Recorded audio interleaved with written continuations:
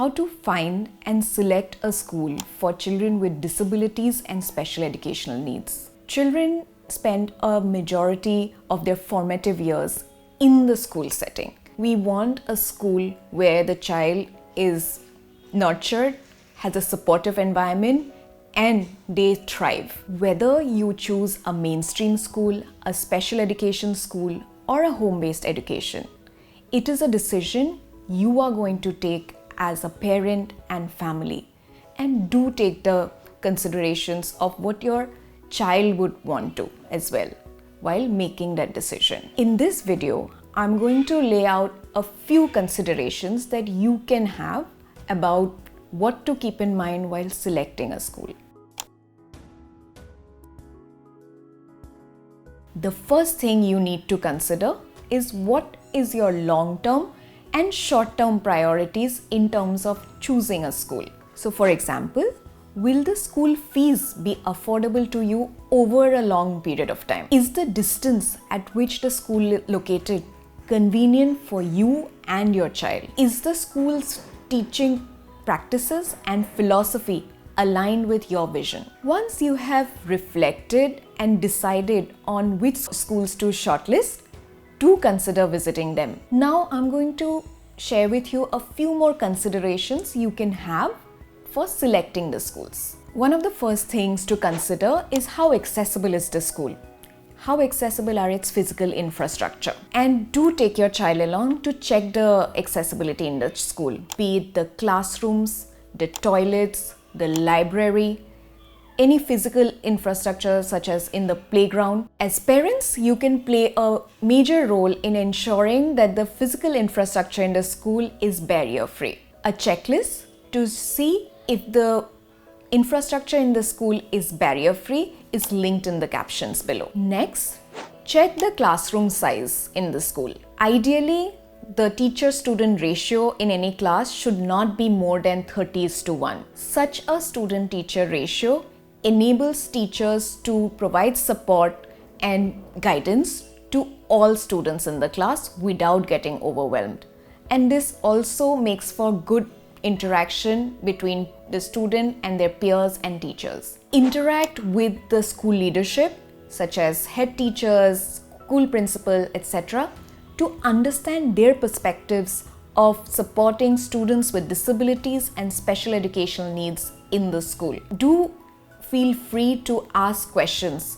In fact, make a list of your questions in advance so that you don't miss out any questions that you might want to ask. A leadership invested in supporting students with disabilities and special educational needs would mean that they would put systems in place which enables them to support diverse learners in the school. Take a strength-based approach while interacting with the school leadership and share what are the things that your child can do, and also what are some of the areas where you might need support. If you are considering a mainstream school for your child, check if they have a clearly defined inclusive education policy and how they practice it. For example, how do children with and without disabilities study together in the same classroom? If required, what percentage of time do they expect the child with disability and special educational needs